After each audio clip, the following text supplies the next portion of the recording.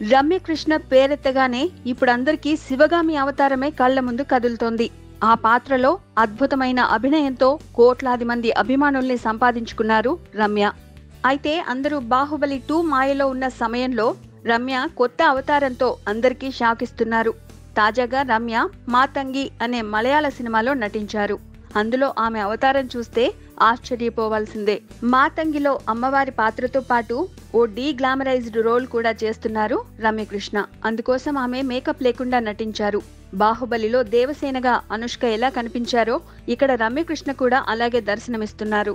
ఆమె ఇంతకు ముందెన్నడూ ఇలా కనిపించింది లేదు.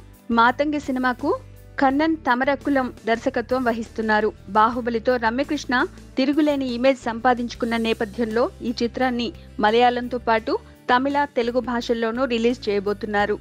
బాహుబలికి ముందు కొంచెం డల్ గా సాగుతున్న రమ్యకృష్ణ కెరీర్ ఇప్పుడు మంచి ఊపు మీద కనిపిస్తోంది. ఇంకొన్నేళ్లు సినీ పరిశ్రమలో ఆమె హవా సాగే అవకాశాలు కనిపిస్తున్నాయి.